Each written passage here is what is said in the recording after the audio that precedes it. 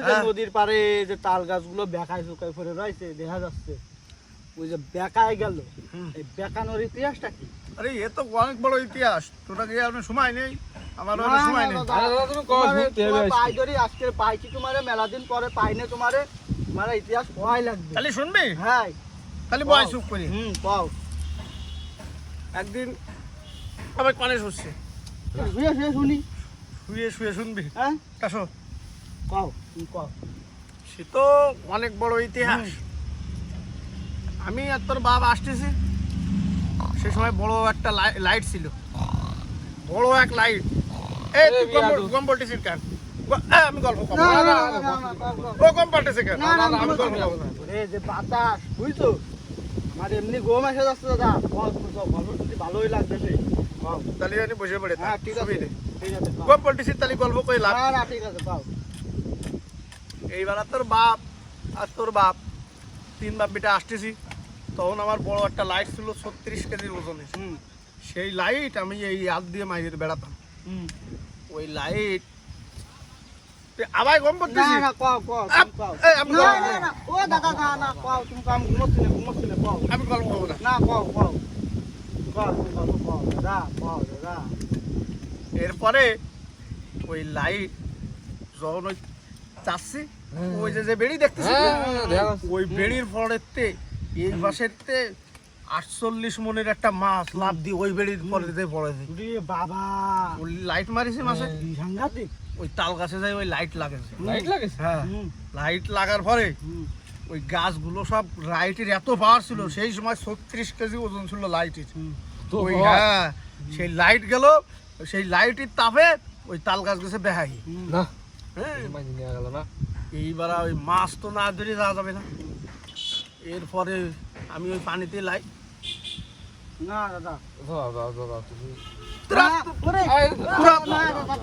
তুমি তুমি বসো তুমি বসো কও কও, তুমি বসো কও। শোন, আমি কিন্তু গল্প কব না, আর গল্প বললি না কয়ে দিলাম। ঠিক আছে ঠিক আছে। হ্যাঁ, আমি আর কব না গল্প কিন্তু। না দাদা কও কও, তুমি গল্প কও। এরপরে ওই মাছ তো আমার ধরতে হবে। এরপরে ওই মাছের লাইট মারতেছি, শ্যাওলার যে পাতাগুলো রয়েছে, শাপলা ফুল সব পুড়িয়ে কালো হয়ে গেছে। এত জোর লাইটে, কি পাওয়ার তালি। হ্যাঁ। সাইডখানি কথা। সেই লাইটের পাওয়ারে ওই শ্যাওলার পাতা সব পুড়িয়ে ছাই হয়ে গেছে। এইবার মৎস্য কমিটিতে লোক আইছে, আইসে আমি আর একবারও গল্প করবো না, গল্প করবো না। আমি আর ঘুমাবো না। ফাইজলামির একটা সীমা থাকে। না ঠিক আছে, আর তুই তোর বাপের মতন হইস। না দাদা আর ঘুমাবো না, আমি আর বয় এনি বয়, ও সাসার মতো হইছে। তুমি কও কও কও কও।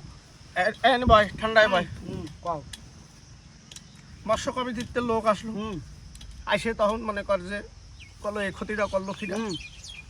তখন তোর বাপ যায় কলো, আব্বা মাছ এরম লাভ দিয়ে পড়িল, সেই লাইট মারেছে, সেই লাইটের পাওয়ারে এগুলো সব পুড়িয়ে গেছে।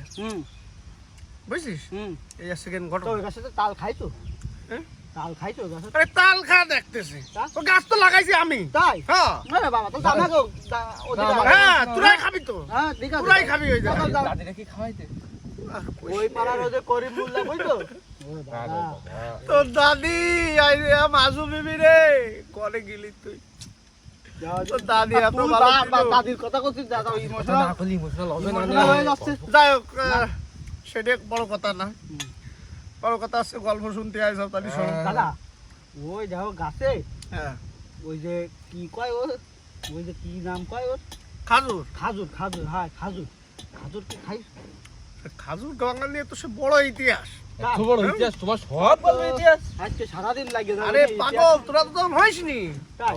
তুই তখন ছোট গেদা, তুই তখন আসছে মনে কর যে পেটের ভিতর রয়েছে। আমি তো, তোরা তো জানিস না, সে বহু তাকের কথা। ওই গাছে একবার খেজুর ভাঙ্গা হবে। আর তোমার এই দাড়ি পাকিল কি রে? দাও দি তাহলে গতি আয় এই গল্পের মধ্যে। না না না না তোরা না, বসো বসো বসো। তোরা খালি ভাজলে মেয়ে। না না তুমি ঠিক আছে।